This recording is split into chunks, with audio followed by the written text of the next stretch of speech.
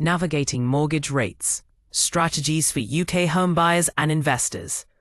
So you're thinking about getting on the property ladder, or maybe climbing up a few rungs. Well, hold on to your oat milk latte, because mortgage rates right now, yeah, they're having a bit of a moment. Let's break it down like I would over a pint with a client who's just discovered how interest-only really works. Wait, what's going on with mortgage rates anyway? If you've even glanced at Rightmove recently, you'll know rates have been creeping up and down like a squirrel on Red Bull. The Bank of England's base rate, yeah, that one, has been playing seesaw with inflation. 1 minute, we're all bracing for another hike. Next minute, surprise, they hold, and it affects everything. For context, I had a couple in Islington earlier this year, first-time buyers, bless them, who locked in a fixed rate at 5.2%. 2 weeks later, their lender dropped it to 4.6%. They were fuming. But here's the kicker. 2 months after that, the rate jumped back to 5.1%. So, who really won? Moral? Timing is trickier than trying to explain leasehold extensions over Sunday roast. Fixed or variable? Ah, the eternal struggle. This one's personal. Literally. I remortgaged my own flat in 2023 with a 2-year fixed at 4.9%. Yep, bit painful. Why?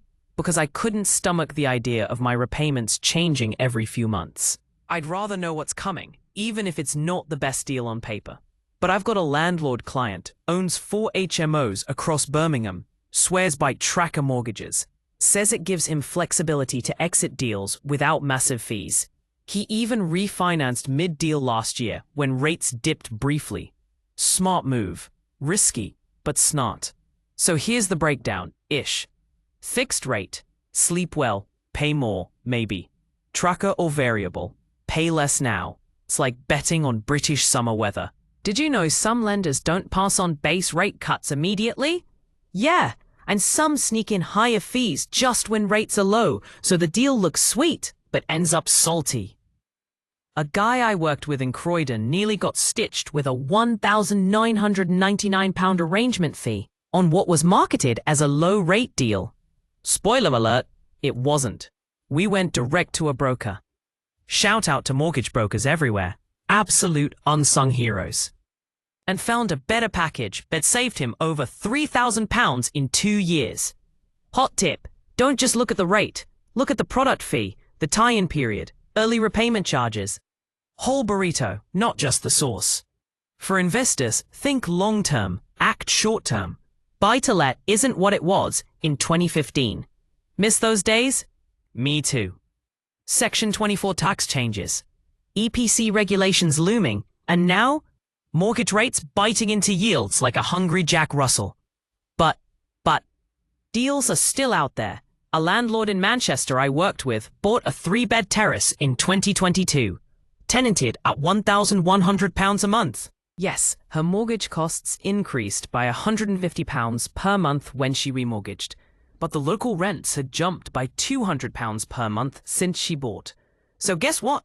She still came out ahead. You've got to run the numbers monthly, not just annually. Yield is no longer king. Cash flow is. Creative moves? Oh yes, they're back. Joint borrower, sole proprietor mortgages? Coming back into play. Parents helping kids, but without landing the full tax burden. Offset mortgages? Underused but amazing if you've got savings sitting around doing nothing. Even shared ownership is seeing a mini revival. I recently helped a teacher in Kent get on the ladder through a 25% share on a new build. She was nervous about rising rates, but her housing association capped annual increases. Small print matters. And here's the wildest one.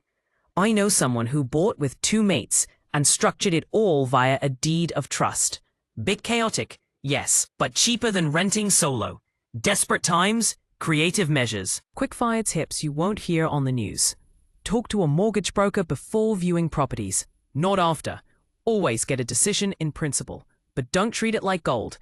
It's more like silver-plated bronze.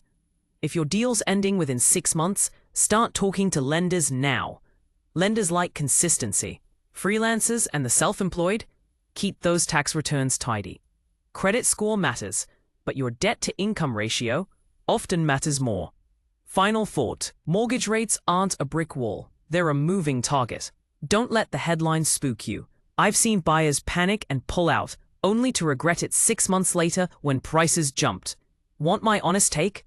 Get your ducks in a row. Be realistic about what you can afford. And when the right property pops up,